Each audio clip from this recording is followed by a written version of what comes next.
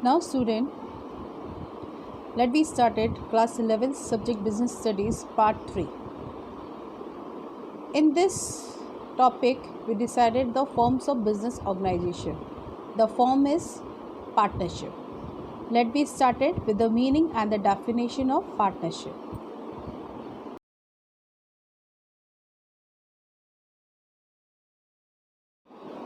Now student, firstly we discuss about the meaning of partnership. Partnership का मतलब क्या होता है, क्योंकि मीनिंग और डेफिनेशन में मैं आपको बार बार बता चुकी हूँ डिफरेंस होता है. मीनिंग आप कुछ भी लिख सकते हैं, आपको जो समझ में आता है आप वो लिख सकते हैं, बट जो डेफिनेशन होता है डेफिनेशन ऑथर के अकॉर्डिंग होता है जो आपको दिया जाता है. So firstly we decided to discuss about the meaning of partnership. What is the meaning of partnership? Partnership is a popular form of business for the small scale and medium scale business. See, according to partnership is the association of two or more persons who agree to jointly pursue a business activity. Generally इस partnership में क्या होता है, दो या दो से ज़्यादा लोग मिलकर काम करते हैं, एक एग्रीमेंट साइन करते हैं जिसको हम पार्टनरशिप डीड बोलते हैं. पार्टनरशिप डीड एक ऐसा डॉक्यूमेंट होता है जिसमें हम लोग ये लिखते हैं हम कितना शेयर करेंगे, कितनी कैपिटल कंट्रीब्यूट करेंगे या और भी सारी चीज़ें. तो आप उसके बारे में अभी आगे और पढ़ेंगे. तो यहाँ पर मिलके जो बिज़नेस को रन किया जाता है, दो लोग या उससे ज़्यादा लोग मिलकर साथ में बिज़नेस को रन करते हैं, वो पार्टनरशिप कहलाती है. जनरली एग्रीमेंट के थ्रू स्टार्ट किया जाता है. पार्टनरशिप एक एक्ट है, यानी एक एक्ट के अकॉर्डिंग हम इसमें डिसाइडेड करते हैं कि हम पार्टनरशिप कॉन्ट्रैक्ट में आ गए, वो है 1932. अब आते हैं डेफिनेशन. तो डेफिनेशन बहुत सारे ऑथर्स के थ्रू आपको दी हुई है, स्लाइड्स पे दिख रही होगी. तो definition according to 1932 Indian partnership act, partnership is the relation between two or more person who have agreed to share the profit of the business carried on by all or any of acting for all. See, definition के according यहाँ पे जो business start किया जाता है वो दो लोगों या उससे ज़्यादा लोगों का रिलेशंस होता है जिसमें वो एग्रीड करते हैं हम कितना प्रॉफिट शेयर करेंगे, और वो सबके द्वारा बिज़नेस को आगे लेके चला जा सकता है और सारे लोग उसमें पार्टिसिपेट करते हैं. वो चीज़ होती है पार्टनरशिप. नेक्स्ट, और भी बहुत सारी डेफिनेशन आपको दी, जिसको आपको सूटेबल लगे आप उससे लिख सकते हैं, क्योंकि अगर डिफाइन लिखना आता है तो आपको डेफिनेशन लिखनी पड़ेगी. अगर मीन लिखा आता है तो मीनिंग आप कुछ भी लिख सकते हैं. नेक्स्ट, इसके बाद हम फीचर्स पढ़ते हैं पार्टनरशिप के. Now student, we discuss about the features of partnership. First one feature is voluntary registration. Partnership में आपको सबसे पहले रजिस्ट्रेशन कराना बहुत ज़रूरी है, क्योंकि ये एक्ट के थ्रू स्टार्ट किया जाता है. 1932 एक्ट लगता है, और एक इसमें डीड होता है पार्टनरशिप डीड. पार्टनरशिप डीड मतलब एक एग्रीमेंट जिसके बाद ही आप पार्टनरशिप में काम कर सकते हो, क्योंकि आप जब दो मिलके काम करोगे तो आपको वेरीफाई होना चाहिए कि आप दोनों मिलके क्या क्या चीज़ शेयर करोगे, कितनी चीज़ आप लेके आओगे. तो यहाँ पे वॉलंटरी रजिस्ट्रेशन किया जाता है. उसमें आपको कितना प्रॉफिट होगा और किस तरीके से बिजनेस में कौन कौन क्या देखेगा, तो ये लॉफुल एक्टिविटी है, इसलिए वॉलंटरी रजिस्ट्रेशन कराना बहुत ज़रूरी है. सेकेंड है कंटिन्यूटी. कंटिन्यूटी का मतलब ये लगातार चलता है, मतलब आप जो भी पार्टनरशिप फर्म होगी, ये पार्टनर जब तक है, जब तक चाहे तब तक वो अपना काम कर सकता है, चला सकता है अपनी फर्म को, तो ये कंटिन्यूटी में रहता है. थर्ड है कॉन्ट्रैक्चुअल रिलेशनशिप. कॉन्ट्रैक्चुअल रिलेशन यानी हमारी म्यूचुअल अंडरस्टैंडिंग के ऊपर डिपेंड करता है कि अगर हमारी म्यूचुअल अंडरस्टैंडिंग मिल रही है तो हम पार्टनरशिप फर्म को आगे लेके जा सकते हैं. अगर हमारी नहीं मिल रही है सोच, तो हम आगे लेके नहीं जा पाएंगे. नेक्स्ट है transfer of interest. Partnership firm में अगर मैं चाहती हूँ कि मेरी इसके साथ बहुत अच्छे से बिज़नेस नहीं किया जा रहा है, तो हम अपना जो फर्म है, मैं अपना जो मेंबरशिप है, अपने जो शेयर्स हूँ वो ट्रांसफ़र कर सकती हूँ. यानी मैं जिससे चाहूँ मैं उसको बोल सकती हूँ कि वो मेरे बिज़नेस में आके काम करे, वो शेयरिंग करे और वो सारे डिसीजंस में पार्टिसिपेट करे और प्रॉफिट को अर्न करे. तो यहाँ पर ट्रांसफ़र ऑफ इंटरेस्ट किया जा सकता है, यानी मैं अपना बिज़नेस किसी और के नाम कर सकती हूँ. नेक्स्ट है म्यूचुअल एजेंसी.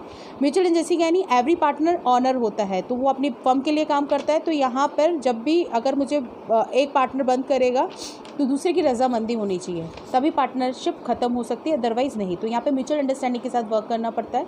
सेक्स है sharing of profit and loss. Partnership में हम लोग प्रॉफिट एंड लॉसेस को शेयर करते हैं. हमें जितना प्रॉफिट होगा हम उसको शेयर करेंगे, लॉसेस होगा तो उसको शेयर करेंगे. नेक्स्ट है अनलिमिटेड लायबिलिटी. पार्टनर्स की जो लायबिलिटीज़ होती है, जितने भी मेंबर्स होते हैं पार्टनरशिप, उनकी अनलिमिटेड होती है, यानी इंडिविजुअली उनकी प्रॉपर्टी खुद की भी लायबल होगी. अगर कोई डेप्थ हो गया, पर्सनली चीज़ें भी बेची जाएंगी और फर्म की जो असेट्स हैं वो भी बेची जाएंगे. तो अनलिमिटेड लायबिलिटी होती है हर पार्टनरशिप. दूसरा मेंबरशिप. मेंबरशिप यानी हर तरीके के डिसीजंस में पार्टिसिपेशन रहेगा, हर चीज़ों में मैनेज करेंगे, रिस्क भी बियर साथ में करेंगे. तो एक तरीके से यहाँ पर सब मेंबरशिप के जैसे काम करेंगे. तो यहाँ पर रिस्क बियरिंग, आपका डिसीजन मेकिंग सब कुछ रहेगा पार्टनरशिप में. तो ये कुछ फीचर्स हैं पार्टनरशिप के, क्योंकि इनके बिना पार्टनरशिप नहीं हो सकती। ये सारी चीज़ें आपको करनी पड़ेंगी। तो ये फीचर्स हैं पार्टनरशिप के। Now student we discuss about the merits of partnership. Merits मतलब अच्छी चीज़ क्या है पार्टनरशिप से, अच्छा क्या होता है पार्टनरशिप से। पहला पॉइंट है ease of formation and closure, यानी पार्टनरशिप को हम कभी भी फॉर्म कर सकते हो, कभी भी बंद कर सकते हैं, कोई प्रॉब्लम नहीं है। 1932 एक्ट में ये फॉर्मेलिटीज़ वगैरह की जाती है, लेकिन इसकी फॉर्मेलिटीज़ ज़्यादा नहीं होती, तो कभी भी हम इसे फॉर्म किया जा सकता है और कभी भी क्लोज किया जाता है। Second, large financial resources.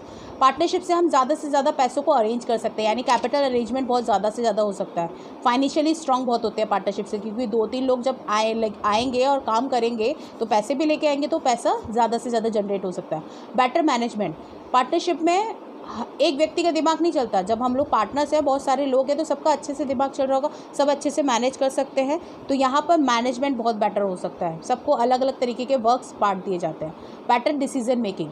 यहाँ पर एक ही व्यक्ति डिसीजन नहीं ले रहा, बहुत सारे पार्टनर्स हैं जो मिलकर साथ में डिसीजन लेंगे, और जब हम कोऑपरेटिव में काम करते हैं तो डिसीजन मेकिंग अच्छी होगी। शेयरिंग ऑफ रिस्क हम लोग बांटते हैं। यहाँ पर रिस्क बांटेंगे, यानी अगर मुझे लॉसेज होंगे तो सबको बटेगा ना, तो नुकसान हो रहा है तो वो चीज़ें बट रही हैं, तो इससे क्या होगा, हमारा थोड़ा बर्डन कम हो जाता है। सीक्रेसी। पार्टनरशिप में सीक्रेसी रहती है, क्योंकि हम एक एग्रीमेंट के थ्रू जाते हैं जिसको हम पार्टनरशिप डीड बोलते हैं। तो पार्टनरशिप में कोई भी अकाउंट वगैरह को पब्लिश नहीं किया जाता, तो सीक्रेट बनी रहती है, और जितनी भी एक्टिविटीज़ की जाती है पार्टनर्स की, वो पार्टनर्स के द्वारा ही चलाई जाती है, तो कोई और दूसरा उसमें इंटरफेयर भी नहीं कर सकता। फ्लेक्सिबिलिटी। पार्टनरशिप में हम चीज़ों को चेंजेस कर सकते हैं, बहुत ज़्यादा स्ट्रॉन्ग नहीं होती हैं जिसको हम चेंज नहीं कर सकें, इसमें बहुत सारी लायबिल्स चीज़ें होती हैं जिसको हम चेंजेस कर सकते हैं। दूसरा, impact of unlimited liability. Married partnership का से बोल सकते हैं कि अनलिमिटेड लायबिलिटीज़ होती है इसमें, बट ये कहीं हद तक डीमैरिड भी है इसका अनलिमिटेड लायबिलिटी का, बट हम फिर भी इसको मैरिट्स में काउंटेबल कर सकते हैं। नेक्स्ट हम इसका पढ़ते हैं demerits. Now student we discuss about the demerits of partnership, यानी पार्टनरशिप के नुकसान क्या क्या है। सी डीमैरिट्स क्या है पार्टनरशिप के। सबसे पहली चीज़, less capital as compare to company के अकॉर्डिंग पार्टनरशिप में पैसा कम आता है। कंपनी में बहुत सारे लोग होते हैं और पार्टनरशिप में ज़्यादा लोग नहीं होते, इसलिए कैपिटल कम जनरेट होती है।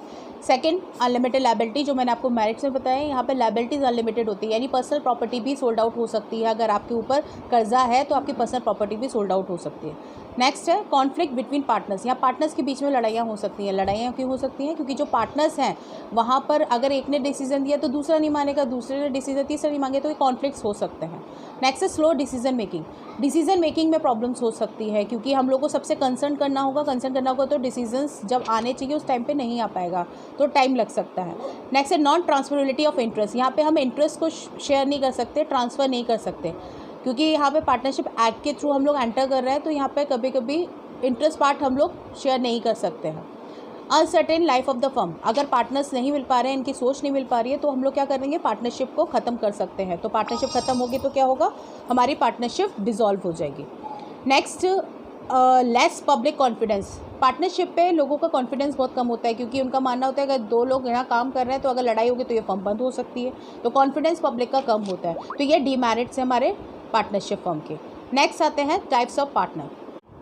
Now student, last topic that is the types of partner. Partner कितने तरीके के होते हैं, मैंने 4 कैटेगरीज में डिवाइड किए हैं, by the age, by liabilities, by activity, by effect on deed. यानी एज के अकॉर्डिंग, लायबिलिटीज़ के अकॉर्डिंग, एक्टिविटी के अकॉर्डिंग और डीड के अकॉर्डिंग। डीड से मतलब आपके जो एग्रीमेंट बना है उसके अकॉर्डिंग। तो एज के अकॉर्डिंग 2 तरीके के होते हैं, मेजर एंड माइनर। मेजर वो होते हैं जिनकी 18 ईयर की एज से ज़्यादा होती है, साउंड माइंड होते हैं, तो वो पार्टनर्स कहलाए जाते हैं। एक होता है माइनर पार्टनर। माइनर पार्टनर वो होते हैं जिनकी 18 ईयर्स से कम एज होती है, और ये जनरली पार्टनर नहीं बोले जाते हैं, इनको कोई पार्टिसिपेशन नहीं मिलता, ना ही वो कैपिटल लेके आते हैं, ना ही डिसीजन मेकिंग में कहीं इंडल्ज होते हैं, तो ये माइनर पार्टनर होता है। लायबिलिटीज़ के अकॉर्डिंग 2 तरीके के पार्टनर होता है, लिमिटेड लायबिलिटीज़ और unlimited liability partner. Limited liability partner वो होते हैं जिनकी केवल ऑफिशियल असेट्स को ही सोल्ड आउट करके अपनी लायबिलिटीज़ को ख़त्म करते हैं।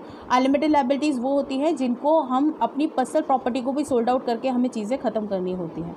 एक्टिविटी के अकॉर्डिंग बात की जाए तो एक्टिव पार्टनर वो होता है जो मैनेजमेंट में हर चीज़ में पार्टिसिपेट करता है। लायबिलिटीज़ ही इसकी अनलिमिटेड होती है, कैपिटल वगैरह भी सब कुछ लेके आता है। सेकेंड है डोरमेंट, जिसको हम स्लीपिंग पार्टनर बोलते हैं। ये कोई भी तरीके की पार्टिसिपेट नहीं करता है, कोई भी तरह का बाउंड नहीं होता है एक्टिव पार्टनर की जैसे, बट कैपिटल लेके आता है और प्रॉफिट एंड लॉस में पार्टिसिपेट करता है। नॉमिनल पार्टनर रियल पार्टनर्स नहीं होते जनरली, ये कोई कैपिटल वगैरह कंट्रीब्यूट नहीं करते, ना ही मैनेजमेंट में कोई पार्टिसिपेशन रहता है और ना ही प्रॉफिट एंड लॉस में इनको शेयरिंग रहता है। नॉमिनल पार्टनर में भी हम लोग 2 तरीके के होते हैं, एक तो होता है नॉमिनल पार्टनर बाय एस्टॉपल और nominal partner by holding out. Nominal partner by estoppel का मतलब होता है ये वो पर्सन होता है जो एक्सेप्ट करता है कि मैं कंपनी का पार्टनर हूँ, अपने मुंह से वर्ड्स और सिंबल से यूज़ करके बोलता है कि I am the partner of this firm, तो वो पार्टनर बाय स्टॉपल होता है। और जो नॉमिनल पार्टनर होल्डिंग आउट का मतलब होता है ये अपने वर्ड्स में नहीं बोलता है कि मैं इस फर्म का पार्टनर हूँ, लेकिन कोई दूसरा अगर उसको कॉल कर रहा है कि he is the partner of this firm तो वो उसमें ऑब्जेक्शन भी नहीं कर रहा है, तो वो होता है nominal partner by holding out. तो ये दो तरीके के नॉमिनल पार्टनर्स होते हैं हमारे स्टॉपर्स के। इसके बाद next by the effect on deed, इसमें या तो न्यू पार्टनर आता है यानी कोई नया पार्टनर आया है, दूसरा या फिर कोई रिटायर होके जा रहा है। नेक्स्ट इंसॉल्वेंट होता है यानी उसने कोई डेब्ट को चुकाया नहीं है तो इंसॉल्वेंट है वो। दूसरा है डिसीज यानी कोई पनिशमेंट किसी तरीके की दी जा रही हो तो ये कुछ पार्टनर्स की कैटेगरीज हैं जो मैंने आपको यहाँ पे बताई है। अभी इसमें टॉपिक्स में बहुत सारी फॉर्मेशन ऑफ पार्टनरशिप और भी बहुत सारे टॉपिक्स अभी रह गया है, पार्टनरशिप डीड की क्राइटेरियाज वगैरह, वो नेक्स्ट वीडियो में कंटिन्यू करेंगे। अगर यहाँ तक भी कोई प्रॉब्लम होती है बच्चों तो आप पूछ सकते हो। Thank you.